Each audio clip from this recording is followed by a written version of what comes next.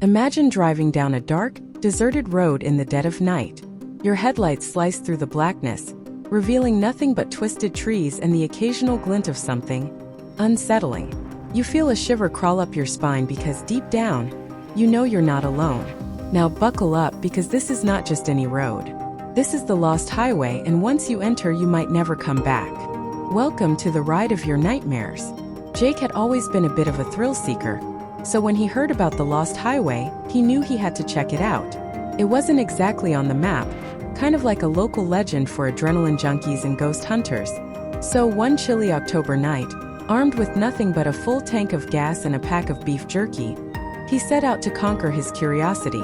The road stretched out before him like a dark ribbon, seemingly endless. Jake's headlights cast eerie shadows that danced and flickered along the edge of the road, making the forest feel alive. The only sounds were the hum of his engine and the occasional snap of branches in the breeze. The air was thick with anticipation. Or maybe it was just the cold. Piece of cake, Jake muttered to himself, trying to shake off the uneasy feeling creeping up his spine. Just a long, boring road. Nothing to it. But as he drove further, things started to get weird. The temperature dropped rapidly, and his breath misted up the windshield. His radio, which had been playing static since he started, suddenly crackled to life. A voice, low, distorted, spoke just a single word. "Leave." Jake's heart skipped a beat. "Okay, not cool," he said, his voice wavering. He glanced at his phone, no signal. Perfect. Just the kind of situation you want when you're miles from civilization. He pressed on, trying to brush off the voice as a glitch or interference. But then he saw something in the road ahead. A figure standing motionless. Jake slowed down, squinting through the windshield. It was a man, ragged and disheveled, with hollow eyes that seemed to pierce right through him. "Hey!" Jake shouted, but the figure didn't move. He stopped the car and rolled down his window. "Need some help?" The man's lips barely moved, but Jake could hear him. "Turn back." Jake's gut twisted. Something was off, but he wasn't the type to back down. "I'm good. Thanks."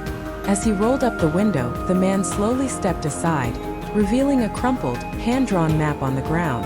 Jake's curiosity got the better of him. He pulled over and picked it up. The map was crude, with red lines marking a series of twists and turns that didn't correspond with anything on a normal map. With a mix of excitement and dread, Jake continued down the road, now following the map's directions. The road seemed to warp and twist unnaturally, and every turn felt like he was driving into an ever-deepening abyss. Then the car started to sputter. "Seriously?" Jake groaned, glancing at the fuel gauge. It was still full. He pulled over and popped the hood. Before he could even get out, a cold wind whipped through the trees, and the temperature dropped again. The engine stopped with a sputter, and Jake was left in eerie silence. From the darkness, he heard something, footsteps, slow and deliberate. He turned around, and the figure was back, closer this time. The hollow eyes were even more intense, and the man's face was a grotesque mask of desperation. "Get out of here!" Jake shouted, slamming the hood down and scrambling back into the car. He fumbled with the keys, his hands shaking. The car roared back to life, but the headlights flickered and dimmed.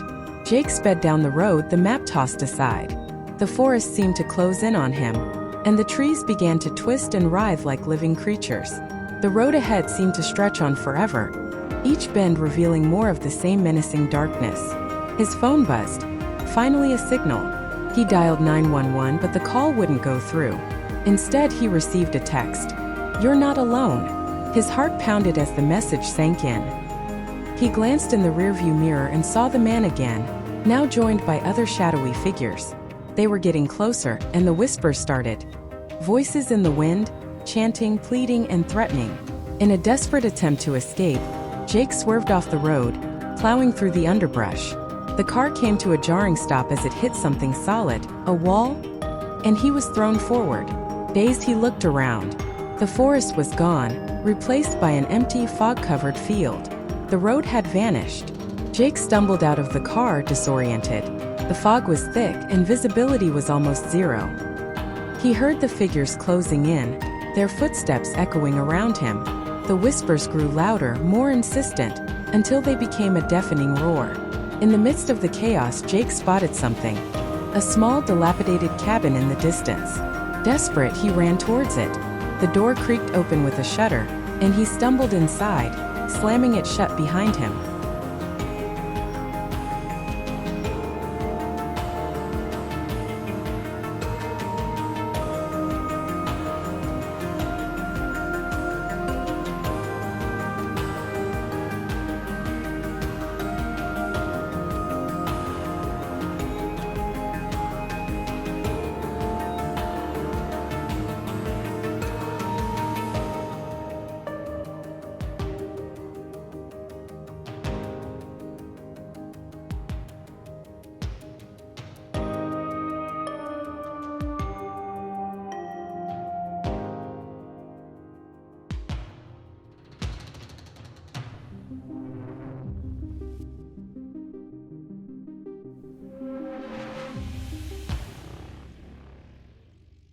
He burst through the fog and found himself on a familiar stretch of road. His road, the one he started on. But as he looked around, it was clear he was alone. The lost highway was behind him, its horrors left in the fog. The night air felt different, thicker, more oppressive. Jake glanced back one last time and the road was gone. In its place was an endless expanse of darkness. He didn't stop running until he reached the nearest town, where he collapsed in front of the first person he saw. He tried to explain what happened, but they just stared at him, bewildered. No one had ever heard of the lost highway. It was as if it had never existed. Jake left the town that morning, never to return. But sometimes in the dead of night, when he's alone and the wind howls just right, he can still hear the whispers and feel the shadowy figures watching him, waiting for the day he'll be foolish enough to drive down the lost highway again. So there you have it, Jake's terrifying ordeal on the lost highway. Next time you hear about a spooky road or a haunted trail, maybe think twice before driving down it. Because once you're on the lost highway, escaping might be harder than you think. And remember, some roads are best left unexplored.